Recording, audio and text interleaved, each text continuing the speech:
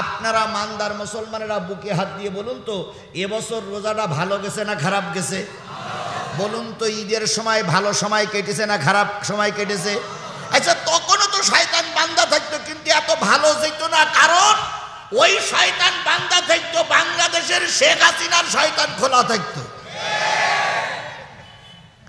কিন্তু এই রোজা এই ঈদই শেখ হাসিনা বান্দা, যার কারণে আমরা ভালোভাবে রোজা রমজান পালন করতে পেরেছি। কথা বলেন, কথা বলেন। ওনাদের দলের কিছু চামচারা এখনো আছে, ওনারা মাঝে মাঝে কয় আমাদের ম্যাডাম ঈদের সময় বাড়ি আসবে। আইসো চট করিয়া আয়না ঘর তোমার জন্যে রাখছি গো সাজায়া, আমরা রিসিবিশনে বৈশাছি, রিসিবিশনে বৈশাছি জুতার মালা লইয়া, আয়না ঘর তোমার জন্যে রাখছি গো সাজায়া।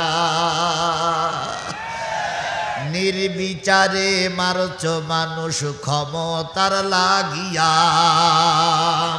দিন ধর্ম আর মানবতা সব কিছু ছাড়িয়া, বুবু সব কিছু ছাড়িয়া,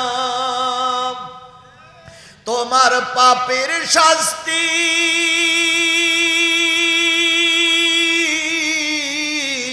পাপের শাস্তি পাইতে হবে, যাইও না ভুলিয়া, আয়না ঘর তোমার জন্যে রাখছি গো সাজায়া, বুবু আইসো চট করিয়া, আয়না ঘর তোমার জন্যে রাখছি গো সাজায়া। যখন এই সমাজে কোনো হুজুররা কথা বলেনি তখন আমি কথা বলেছি, যখন এই সমাজে সব হুজুররা মুখে ঠুই লাগাইছিল সেই সমাজে আমি ময়দানে কথা বলেছি। অনেক মঞ্চের থেকে আমাকে পালিয়ে যেতে হয়েছে, অনেক মঞ্চের থেকে নেতারা আমাকে অপমান করে তাড়ানোর জন্য চেষ্টা করেছে, সেদিন ময়দান ছেড়ে পালিয়ে যায়নি, আর আজকে তো পালানোর প্রশ্নই ওঠে না। মান্দায় আমি নতুন আসিনি, আমি নতুন বক্তা না, আমি অনেক পুরাতন বক্তা মান্দার। কথা বলেন ঠিক না বেঠিক? এই যতগুলো শ্রোতা আছে সব শ্রোতারা জিহাদি সম্পর্কে ভালোই জানে, সুতরাং আপনাদের বলা লাগবে না, আমার গতির পরিবর্তন হয়নি, হবে না, হওয়া সম্ভব নয়। এখন তো সবাই ভালো আছে, এখন আর মাহফিলে তো কেউ বাধা দেয় না, মাহফিল থেকে বক্তারে পালিয়ে যেতে হয় না, নেতারা এসে মাইক কেড়ে নেয় না, বক্তাদের পিটাইয়ে হাসপাতালে পাঠায় না। তাহলে সবাই এখন ভালো আছে না? আলহামদুলিল্লাহ, সুম্মা আলহামদুলিল্লাহ, সুম্মা আলহামদুলিল্লাহ। নাহমাদুহু ওয়া নাস্তাঈনুহু ওয়া নাস্তাগফিরুহু ওয়া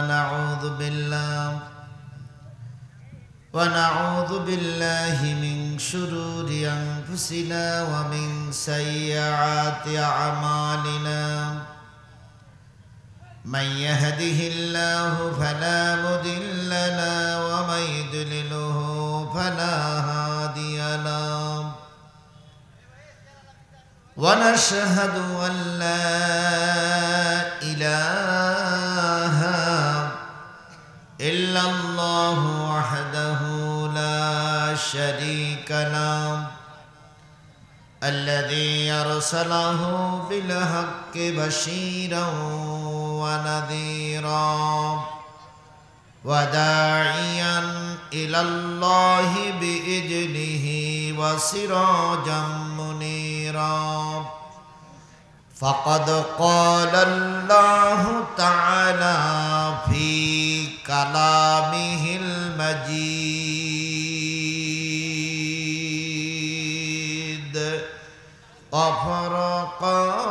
وفرقانه الحميد. أعوذ بالله من الشيطان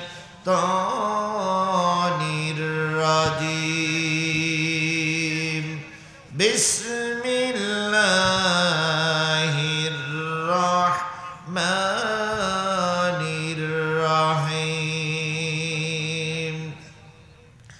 ওয়াসিকাল্লাযীনা কাফারু ইলা জাহান্নামা যুমারা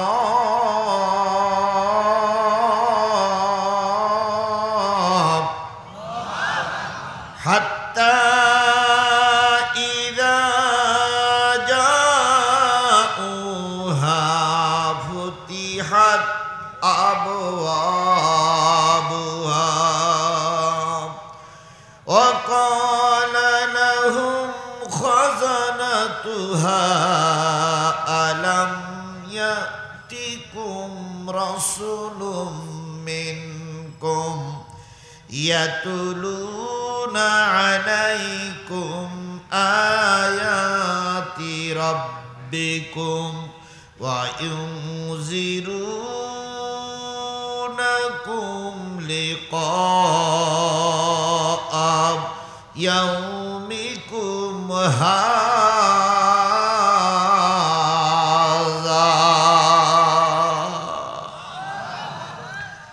ক্বালু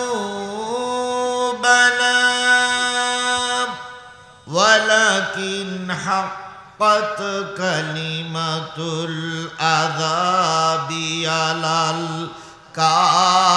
الكافرين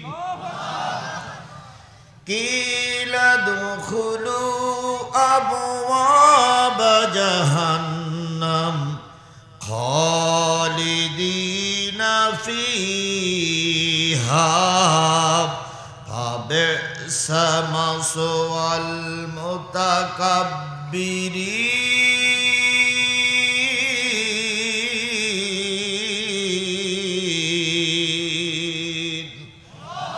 صدق الله المولانا العظيم قال النبي صلى الله عليه وسلم ইয়াকুনু ফি আখিরিজ জামান উমারাউ যালামাতুন উজারাউ ফাসাকাতুন ফুকাহাউ কাযাবাতুন কুদাউ খাওয়ানাতুন ফামান আদরাকা মিনকুম যালিকাজ জামানু জাবিয়াউ ওয়ালা আরিফাউ ওয়াশুরুতিয়া আও কামা ক্বালা রাসূলুল্লাহি সাল্লাল্লাহু আলাইহি ওয়াসাল্লাম। নওগাঁ জেলার মান্দা থানা দেলুয়াবাড়ি নুরানিয়া হাফিজিয়া মাদ্রাসা লিল্লা বোর্ডিং ও এতিমখানা প্রাঙ্গণে অনুষ্ঠিত হচ্ছে একদিন ব্যাপী তাফসিরুল কোরআন মাহফিল। তারিখ 13 এপ্রিল 2025, 30 চৈত্র 1431 বাংলা, রোজ রবিবার। আজকের এই মাহফিলের শ্রদ্ধাভাজন স্বনামধন্য সম্মানিত সভাপতি জনাব আলহাজ মোহাম্মদ দুলাল হোসেন আপন, বিশিষ্ট ব্যবসায়ী, ঢাকা। আজকের এই মাহফিলের সহ সভাপতিবৃন্দ, আজকের এই মাহফিলের সম্মানিত প্রধান অতিথি জননেতা জনাব ডাক্তার একরামুল বারী টিপু, সাবেক চেয়ারম্যান মান্দা উপজেলা পরিষদ ও সাবেক সাধারণ সম্পাদক বিএনপি মান্দা উপজেলা শাখা নওগাঁ। বিশেষ অতিথি জননেতা জনাব খন্দকার মোহাম্মদ আব্দুর রাকিব, কেন্দ্রীয় শুরা সদস্য ও আমির বাংলাদেশ জামাত ইসলামী নওগাঁ জেলা। আজকের এই মাহফিলের অন্যান্য বিশেষ অতিথিবৃন্দ, সম্মানিত অতিথিবৃন্দ, আমন্ত্রিত অতিথিবৃন্দ, দাওয়াতি অতিথিবৃন্দ, আলোচনা করে ধন্য করলেন বিশিষ্ট ইসলামী চিন্তাবিদ হাফেজ কারি মাওলানা আব্দুর রাজ্জাক বিন ফাদিল। আলোচনা করেছেন হযরত মাওলানা আবুল হোসেন। আলোচনা করেছেন হাফেজ কারি মাওলানা মোহাম্মদ মাহফুজুর রহমান মাহফুজ সহ গর্বিত মায়ের গর্বিত সন্তান শ্রদ্ধেয় ওলামায়ে হযরত, বিভিন্ন রাজনৈতিক দলের নেতৃবৃন্দ, মান্দা থানার বিভিন্ন জায়গা থেকে আগত দিনদার পরেশগার মুত্তাকি মুসলমান ভাই ও বন্ধুগণ, পর্দায় অবস্থানরতা শ্রদ্ধাশীলা মা ও বোনেরা, সকলকে নিয়ে আবারও সালাম বিনিময় করছি। আশা করছি সালামের জবাবটা সবাই মিলে জোরে সোরে দিবেন। আসসালামু আলাইকুম ওয়া রাহমাতুল্লাহি ওয়া বারাকাতুহু।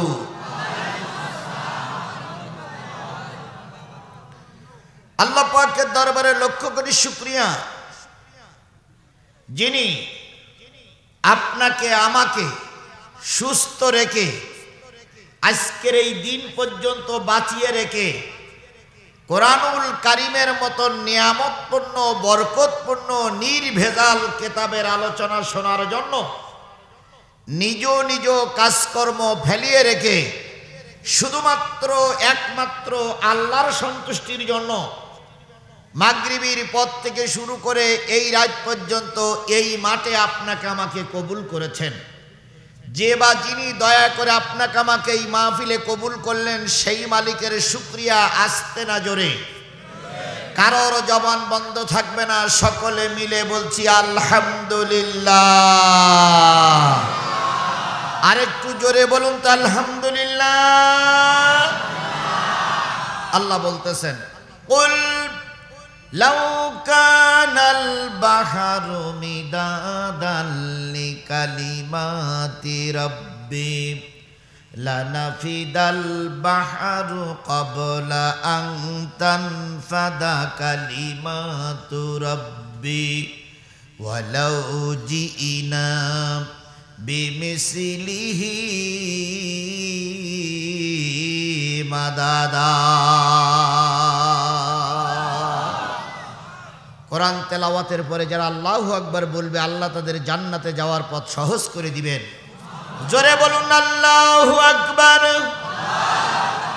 কুল লাউ কানাল বাহর, হে নবী আপনি বলে দিন, পৃথিবীতে যত নদী আছে, পৃথিবীতে যত খাল বিল আছে, পৃথিবীতে যত পুকুর পুষ্করণী আছে, পৃথিবীতে যত সাগর মহাসাগর আছে, সব পানিগুলো যদি কালি হয়ে যায়, পৃথিবীতে যত গাছ দাঁড়িয়ে আছে, দাঁড়ানো গাছগুলো যদি কলম হয়ে যায়, পৃথিবীতে যত সমান্তরাল জমি আছে, সব জমিগুলো যদি সাদা কাগজ হয়ে যায়, দাঁড়ানো গাছ নামক কলম দিয়ে, সাগরের পানি নামক দাঁড়ানো গাছ নামক কলম দিয়ে, সাগরের পানি নামক কালি দিয়ে, সমান্তরাল জমি নামক কাগজের উপরে তোমার রবের কথা লিখতে যদি শুরু করো, লিখতে লিখতে কখন জানি কাগজগুলো ফুরায়ে যাবে, কলম শেষ হয়ে যাবে, সাগরের পানিও শেষ হয়ে যাবে, আর একটা সাগরের পানি যদি নিয়ে এসো সেটাও ফুরায়ে যাবে, তবু তোমার রবের কথা লিখে শেষ করা যাবে না। বলুন তো সেই রবের নাম কি? আরেকটু জোরে বলেন, সেই রবের নাম কি? ওই রবকে ডাকলে রব খুশি হয় না বেজার হয়? ফাযকুরুনি আযকুরুকুম ওয়াশকুরুলি ওয়া লা তাকফুরুন। বান্দা তুই আমারে ডাক, আমি তোর ডাকে সাড়া দেব। উদউনি আস্তাজিব লাকুম, বান্দা তুই আমার ডাক, আমি তোর ডাকে সাড়া দেব। এবার বলুন তো বাংলাদেশের মানুষ আল্লাহরে ডাকতেছি কি ডাকতেছি না? ডাকতেছি। আমাদের সবচেয়ে বেশি ডাকতেছে ফিলিস্তিনির নিরীহ মুসলমানেরা।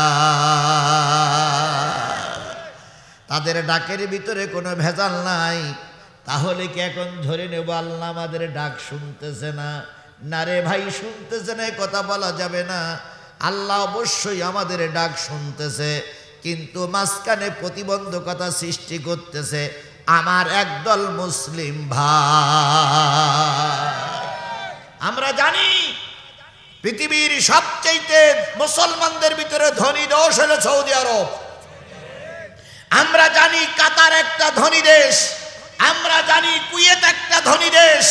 মুসলমানরা যখন মাইর খায় আর আমরা যখন ময়দানে নামি, তখন সৌদি আরবে উলাঙ্গ ড্যান্স হয়, কাতারে আতশবাজি হয়, কুয়েতের শেখরা আনন্দ করতেছে। আজকে ওদের কারণেই ফিলিস্তিনের মুসলমানদেরকে এরা মারার সাহস পাচ্ছে। এই মুহূর্তে আমরা ডাকবো কারে? তাহলে আল্লাহরে ডাকার স্মরণ করে, আল্লাহরে স্মরণ করে সকলে মিলে বলছি আলহামদুলিল্লাহ। কার শুকরিয়া আদায় করলাম? খুশি হলো কে?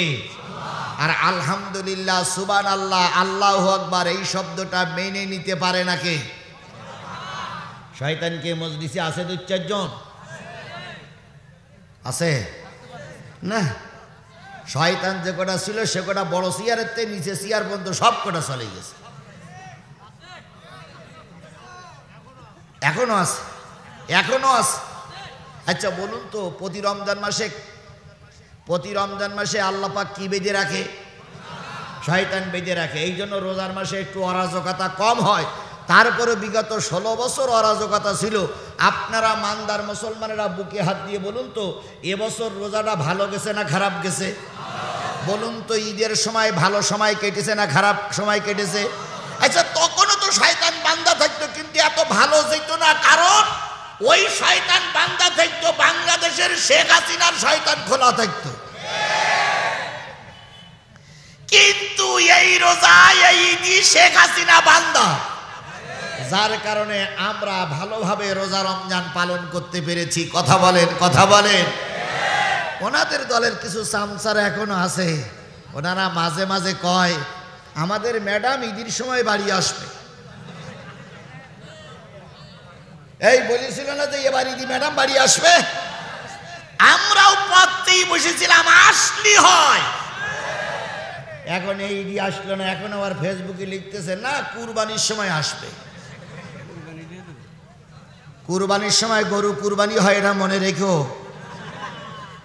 আমরা এই 2 মাস ধরে শুধু তরবারিতে ধাত দেব, যদি আসে ওই গরুর সঙ্গে ওটারও বিসমিল্লাহি আল্লাহু আকবার। এসে দেখো, আইসো চট করিয়া, আয়না ঘর তোমার জন্যে রাখছি গো সাজায়া। আইসো চট করিয়া, আয়না ঘর তোমার জন্যে রাখছি গো সাজায়া। আমরা রিসিবিশনে বৈশাছি, রিসিবিশনে বৈশাছি জুতার মালা লইয়া। আয়না ঘর তোমার জন্যে রাখছি গো সাজায়া।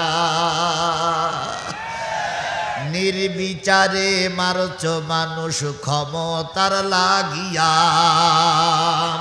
দিন ধর্ম আর মানবতা সব কিছু ছাড়িয়া, বুবু সব কিছু ছাড়িয়া।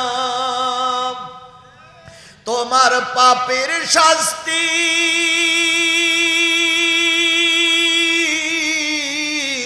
পাপের শাস্তি পাইতে হবে, যাইও না ভুলিয়া। আয়না ঘর তোমার জন্যে রাখছি গো সাজায়া, বুবু আইসো চট করিয়া। আয়না ঘর তোমার জন্যে রাখছি গো সাজায়া।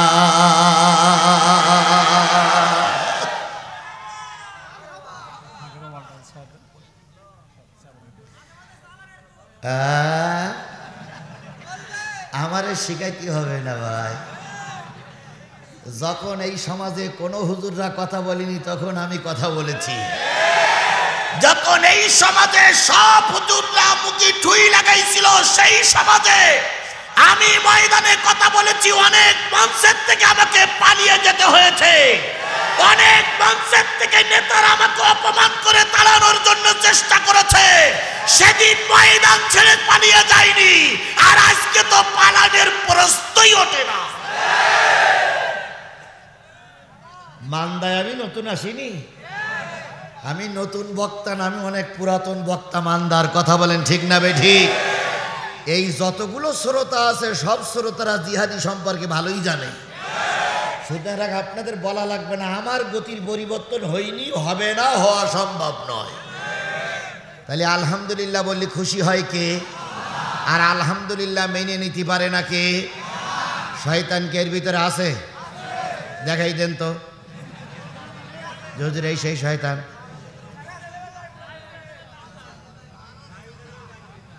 আচ্ছা বলেন, মসজিদে শয়তান থাকে? থাকে?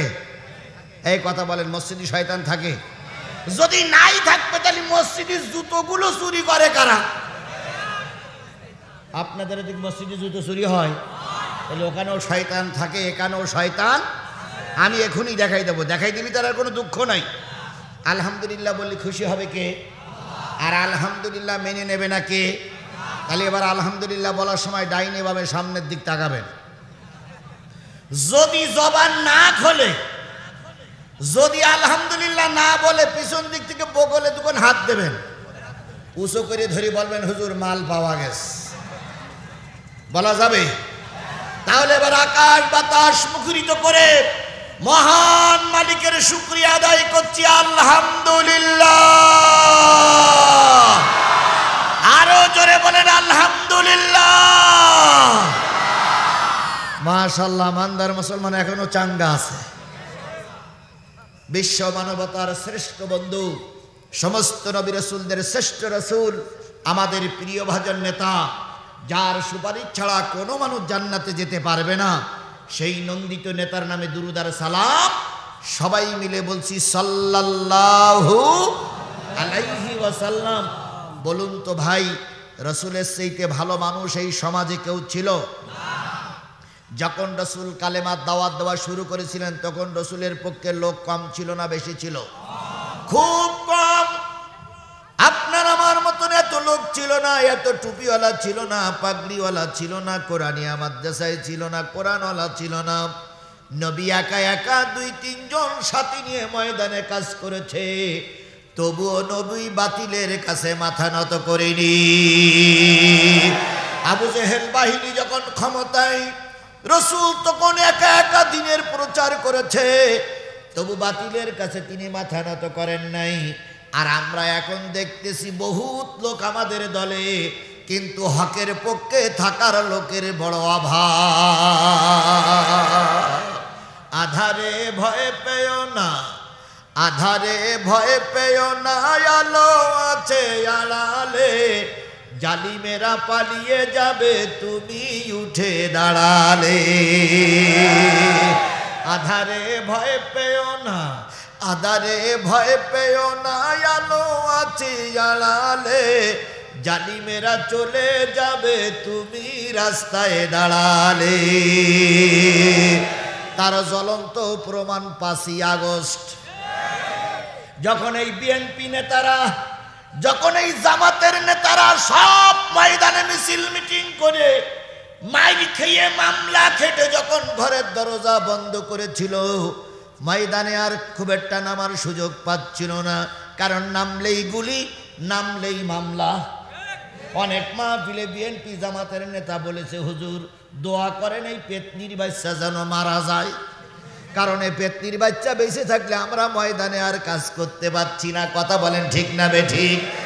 যেই সময় বিএনপি জামাত ময়দানে টিকতে পারেনি, সেই সময় আল্লাহ রহমত করে পাঠালেন একদল কলেজ, স্কুল, বিশ্ববিদ্যালয়ে পড়া ছাত্র ছাত্রীদেরকে। কথা বলেন ঠিক না বেঠিক?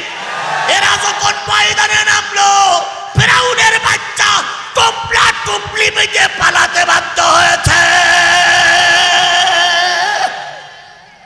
কি কায়দায় বলতো, আমরা পালাই না, আমরা পালাবো না, পালানো জাত নয়। ফখরুল সাহেব আপনার বাসায় একটু জায়গা দিবে? কি বলিনি বলিনি বলিনি বলিনি। তারপরে উপহাস করে বলতো খালেদা জিয়া ডাক্তার মোহাম্মদ ইউনুসকে পদ্মা নদীর থেকে টুস করে ফেলাই দিতে হবে, তারপরে আবার তুলে আনতে হবে। বলিনি বলিনি, কথা বলেন বলিনি। আজকে বাংলার ইতিহাসে বিএনপি ক্ষমতাচ্যুত হওয়ার পরে কোনো বিএনপির নেতাকর্মী পালাই যায়নি। জাতীয় পার্টি ক্ষমতাচ্যুত হওয়ার পরে জাতীয় পার্টির কোনো নেতাকর্মী পালিয়ে যায়নি। বাংলাদেশ জামাত ইসলামের শীর্ষ নেতাদের ফাঁসির কাস্টে ঝুলানো হলো, শিবিরের নেতাদের পঙ্গু করে দেওয়া হলো, তারপরে বাংলাদেশ জামাত ইসলাম শিবিরের ছেলেরা ময়দান থেকে পালিয়ে যায়নি। আর এত ক্ষমতাসীন নেতা একবার ধাক্কা দেছে আর টোপলা টুপলি বেদিনে পালাই চলে গেছে। যখন যাচ্ছে তখন বাবুসির বলতেছে, এই বিরিয়ানির কি খবর? কই ম্যাডাম বিরিয়ানি মনে হয় কপালে নেই।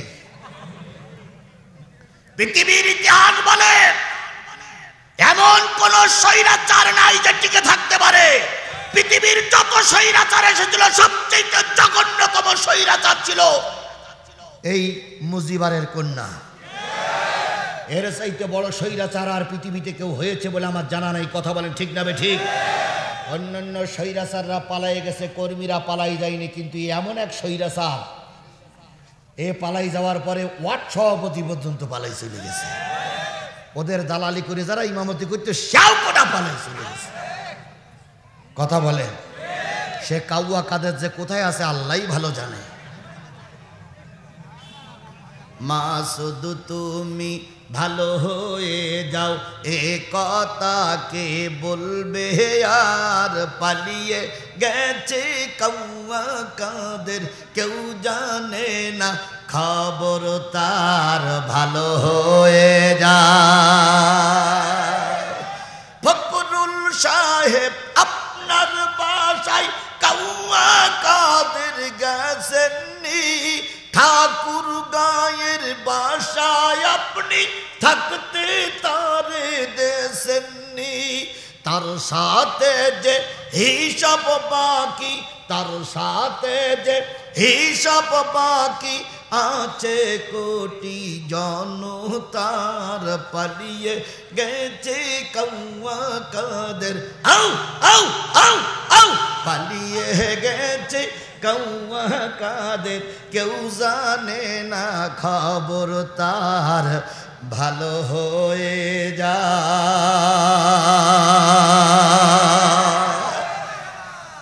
তাহলে বলতেছিলাম রসুল ছিলেন একা, তারপরে বাতিলের কাছে রসুল মাথা নত। আল্লাহ রসুল তখন কেবল কালেমার দাওয়াত দিচ্ছে। এমন সময় ঘটে গেল এক অঘটন। সেটা হলো ইয়েমেন থেকে এক ভদ্রলোক আইসে উট বিক্রি করার জন্য মক্কা নগরীতে। এখন উট বিক্রি করবে, কার কাছে বিক্রি করবে, কার কাছে বিক্রি করো? জনগণ বলল আবু জেহেলের কাছে বিক্রি করো, উনি আমাদের নেতা। তো উটওয়ালা যেই বলতেছে নেতা উট নিবেন? নেতা বলতেছে কত? কয় 50। একটু বেশি হবে না? কয় না। দিলাম। উটটা ঘরের ভিতরে রেখে আসার পরে বলতেছে নেতা টাকা দেন। কয় চিন্তি মনে হয় ভুল করিস, তুমি জানো না আবু জেহেল খাইলি আর দেয় না। এরম একটা দল আমাদের দেশে ছিল না? এই কথা বলেন, এরকম একটা দল আমাদের দেশে ছিল না? এরা ক্ষমতার দোহাই দিয়ে বলতো আমারে সেনো সেনো সেনো। 2 বছর ওয়ার্ড সভাপতি হতে পারিনি, বিরাট বড় বিল্ডিং এর মালিক হয়ে গেছিল। কথা বলেন, কথা বলেন। আবু জেহেল বলতো আমার সেনা, লোক বলতে সেনা সেনি দরকার নেই, টাকা দেয়। কয় সামনের সপ্তাহে আসবি। লোকটা অগত্য চলেই গেল। পরের সপ্তাহে আবার আসলো। আবু জেহেল কয় এ সপ্তাহে টাকা হবে না। এভাবে করতে করতে 3 মাস পার হয়ে গেছে। 50 টাকা আদায় করতে গিয়ে 40 টাকা খরচ। তাহলে যদি আদায় হয় তাহলে পকেটে পড়বে কত? 10 টাকা। এবার লোকটা হিসেব করে আসছে আজকে টাকা আদায় করেই যাব। এখন লোকটা এসে আবু জেহেলের কাছে দেখা করার আগে চারিদিক লোকের কাছে বলতেছে, ভাই দীর্ঘদিন উট বিক্রি করেছি, টাকা দেয় না, দয়া করে একটু ব্যবস্থা করে দাও। লোকেরা বলল, কাবার উত্তর চত্বরে একজন লোক বসে আছে, ওই লোকটার কাছে যদি যাও টাকা আদায় হয়ে যাবে। বলুন তো, উত্তর চত্বরে একা একা বসে আছেন যিনি, তিনি কে? সবাই মিলে বলেন, তিনি কে? মুহাম্মাদুর রাসূলুল্লাহ সাল্লাল্লাহু আলাইহি সাল্লাম। লোকটা কে? মুহাম্মদ। কে আবু জাহেল? কে আবু সুফিয়ান? কে উতবা সাহেবা? লোকটা চেনে না। উত্তর পাশে যেয়ে বলতেছে, ভাই আসসালামু আলাইকুম। ওয়ালাইকুম আসসালাম, কি খবর? কয়, ভাই ওই যে বাড়ি দেখা যায়, ওই বাড়ি একজন নেতা আছে, নাম হলো আবুল হাসান, কি ইবনে হিশাম নাকি? না না, আবু জেহেলের আরেকটা ভালো নাম ছিল আবুল হাকাম। ওই আবুল হাকামের কাছে 50 টাকা উট বিক্রি করেছি, 3 মাস টালাছে, 40 টাকা খরচ। আজকেও দেবে না করতেছে, তাই লোকজন আপনারে দেখাইছে, দয়া করে যদি টাকাটা একটু উদ্ধার করে দিতেন। শোনার সাথে সাথে নবী উঠে দাঁড়ালেন, লোকটির হাত ধরে আবুল হেকামের বাড়ির সামনে যেয়ে বলতে, চাচা নেতা, চাচা নেতা। কে? আব্দুল্লাহর বেটা মোহাম্মদ। কি খবর ভাতিজা? একটু বাইরে আসবেন। বাইরে আসার পরে বলতেছে, কি? এই লোকের কাছ থেকে উট কিনেছেন? হ্যাঁ কিনেছি। কত? 50। টাকা দেন না কে? কয় মাস হয়ে গেছে, টাকা দেন না কে? আবু জেহেল বলতে, এই বেটা তুই এবার মোহাম্মদের সঙ্গে নালিশ করেছিস? নালিশ করার জায়গা পাইলি না? ভাতিজা একটু দাঁড়াও, আমি টাকাটা নিয়ে আসি। তো ঘরের ভিতরে যেই 50 টাকা এনে লোকটার হাতে দিয়ে বলতেছে, একটু দেরি হয়েছে, কিছু মনে করো না। লোকটি টাকা নিয়ে চলে গেল। মুহাম্মদ সাল্লাল্লাহু আলাইহি সাল্লামকে সাধুবাদ জানিয়ে একটা সালাম দিল। লোকটা খুশি হয়ে চলে গেল। মুহাম্মদ সাল্লাল্লাহু আলাইহি সাল্লাম জায়গায় যেয়ে বসে বলল, এবার আবু জেহেলের ছোট ছোট নেতা যেয়ে বলতেছে, সেই তো দিলে, পানি ঘোলাইলে কেন? সেই তো টাকা দিলে, এত দেরি করলে কেন? সম্মান তো তোমার নেই। আবু জেহেল বলতেছে, কেন যে দিলাম, তুই যদি সেটা জানতিস তোর পাতলা পায়খানা হয়ে যেত। কই যেমন? কই মুহাম্মদ সাল্লাল্লাহু আলাইহি সাল্লাম যখন এসে বললেন, নেতা টাকা দেন, আমি লক্ষ্য করলাম মুহাম্মদ সাল্লাম। বন্ধুগণ, আমি আপনাদের সামনে সূরা জুমারের 2টা আয়াত তেলাওয়াত করেছি। তেলাওয়াতকৃত আয়াতের সারমর্ম হলো, দোজখে যাবে কারা? জাহান্নামে যাবে কারা? এখন আমি যদি বলি যে বাংলাদেশ আওয়ামী লীগের লোকজন যারা, তারা জাহান্নামে যাবে, এ কথাটা বলা কি ঠিক হবে? ঠিক হবে না। কারণ আমলিগির শেখ হাসিনা রহমাতুল্লাহ আলাই, উনি ছিলেন বাংলাদেশের সবচেয়ে একজন পরেজগার নারী।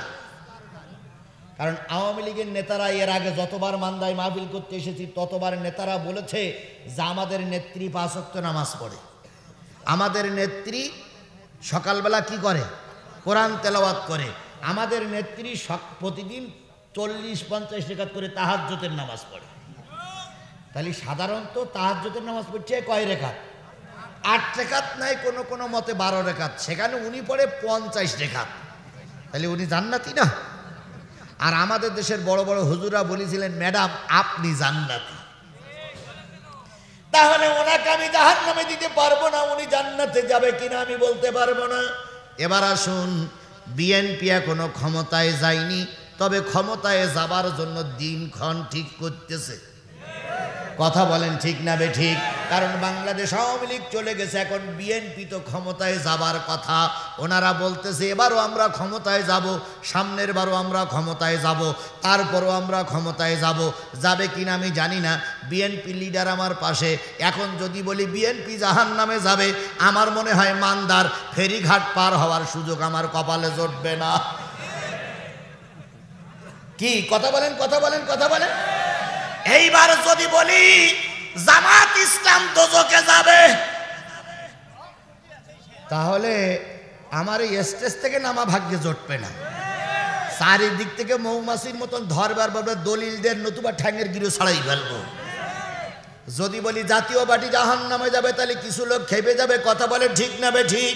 তাহলে কোরআন দিয়ে প্রমাণ দিয়ে দেব কারা যাবে জাহান্নামে।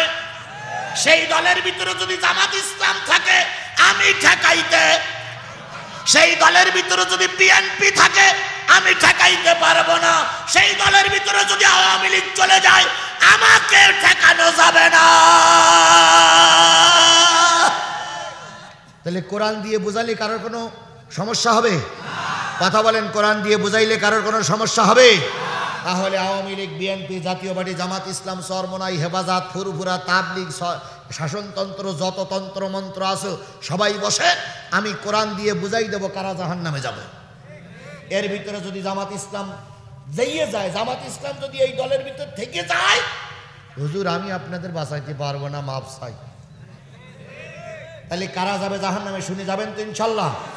কারা কারা শেষ মোনাজাত করে চারটে জিনিস শুনে যাবেন? কারা কারা রাজি আছেন? মাশাআল্লাহ, জোরে একটা তাকবীর দেন, নারে তাকবীর, লিল্লাহি তাকবীর। আল্লাহ আপনাকে আমাকে কবুল করুক, সকলে মিলে বলুন আমিন। আরো জোরে বলেন আমিন, আরো জোরে।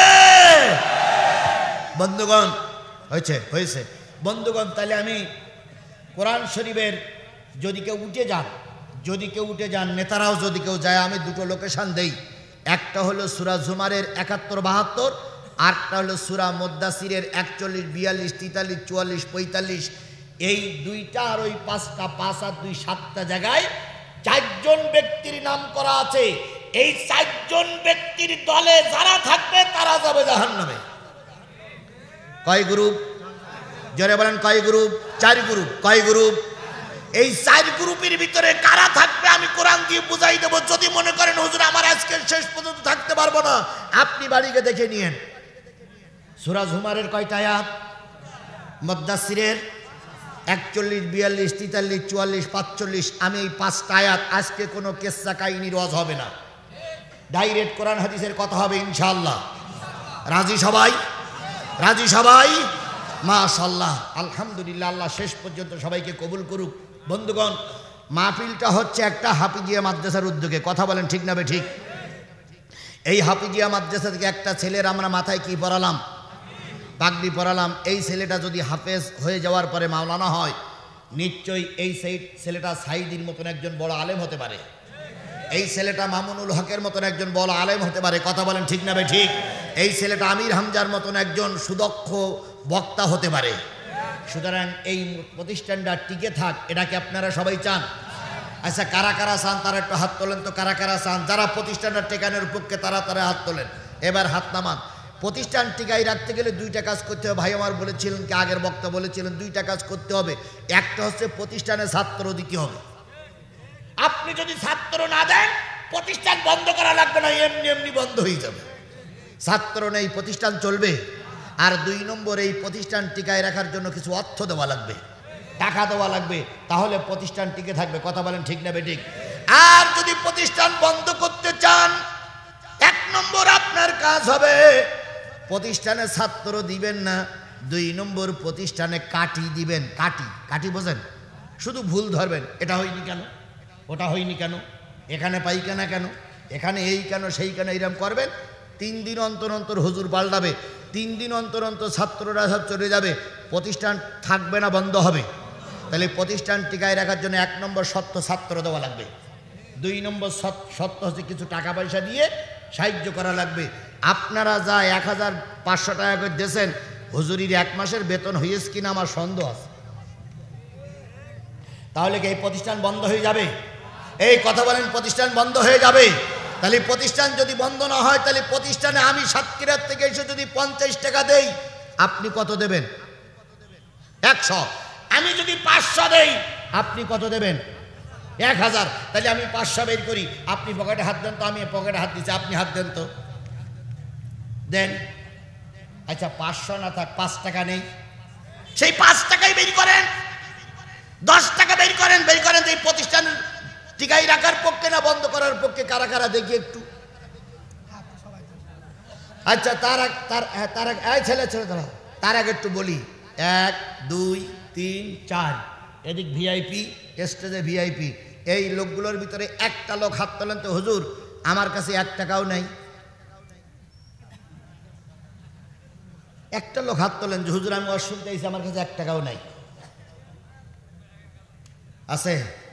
খালি সবার কাছে টাকা আছে, সবার কাছে টাকা আছে কম বেশি। ওই কম বেশি টাকার থেকে কেউ মাহরুম হব না, কেউ মাহরুম হব না। যদি মনে করেন হুজুর 2 টাকা দেবো তাও দেবেন, তবু মাহরুম হবেন না। 50 টাকা দাবি করেছি, 100 টাকা দাবি করেছি, 2 টাকা থাকলেও দেবেন, মাহরুম হবেন না। এবার এতক্ষণ 10-15 মিনিট ধরে বুঝালাম, রসুলের নামে দুরুদ দিলাম। এবার আমি আপনাদের কাছে দেখতে চাই আসলে আপনারা কোরআনের পক্ষে না আওয়ামী লীগের লোক। যারা আওয়ামী লীগের লোক তারা পকেটে হাত দেবে না, যারা আওয়ামী লীগের লোক তারা টাকাও দান করবে না। ওদের ভিতরে ভিতরে হাসিনার জন্য জ্বলতেছে। এই জন্য ওরা মাদ্রাসায় টাকা দেবে না। এখন কারা কারা হাসিনার লোক আর কারা কারা বিএনপি জামাতের লোক, মাদ্রাসার লোক, একটু প্রমাণ হয়ে যাক। কারা কারা টাকা বের করেছেন হাত তোলেন তো। দেখেন শেখ হাসিনার লোক কোন জায়গায় আছে, দেখেন। এরা হাত তুলবে না, এরা টাকাও দেবে না, এরা হাত তুলবে না, এরা টাকাও দেবে না। ঠিক আছে, তো খালি খালি হাত তুললেন কেন? আমি তো টাকাতে হাত তুলতে বলিস। বাস এই ছেলেরা এইবার যাও, এইবার দেন ভাই। ওপরে যারা আছেন তারা দেন ভাই, যারা উপরে আছেন তারাও দেন ভাই, দেন ভাই, দেন সবাই দেন ভাই, দেন ভাই টাকা দেন। জি মাশাআল্লাহ। আগে যাতেছেন দেন, আগে দেন স্থানীয় হুজুরি কাছে, এবার বাইরে হুজুরি কাছে দেন। কাইম ভাই দেন। জি মাশাআল্লাহ, জি যা হোক, দেন সবাই দেন। ঘোষক দেন হাবে সাহেব দেন তাড়াতাড়ি। জি আচ্ছা, এটা পরে বলতেছি। জি মাশাআল্লাহ, কাইম ভাই দিল, সবাই মিলে দিল। জি দেওয়া হয়ে গেছে। ভিআইপি চেয়ারম্যানদের কাছ থেকে, চেয়ারের কাছ থেকে নাও।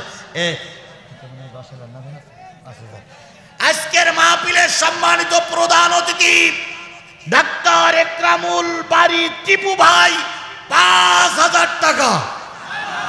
জোরে বলেন মারহাবা। নারে তাকবীর। আল্লাহ সকলের দানগুলো কবুল করুক। এই রুমালগুলো স্টেজে ফিরে আসবে, আলোচনা শুরু। স্টেজে ফিরে আসছি, 2 মিনিট সময় লাগবে। এই 2 মিনিট একটু ধৈর্য ধরুন। যদি টাকা না দেন আমি জোর করে টাকা দিতে পারবো না, কারণ সবার টাকা সব জায়গায় কবুল হয়, সবার টাকা সব জায়গায় আল্লাহ কবুল করে না। কার টাকা মাদ্রাসায় কবুল হবে আমি জানি না। মোসাম্মদ তাহমিনা খাতুন, পিতা মাতা মৃত্যু, তাদের জন্য দোয়া চাই। 2000 টাকা। আল্লাহ পাক তাহমিনা খাতুনের দানকে কবুল করুক। আসুন সবাই তাড়াতাড়ি, ছেলেরা তাড়াতাড়ি। আর লোকজন কই? তাড়াতাড়ি।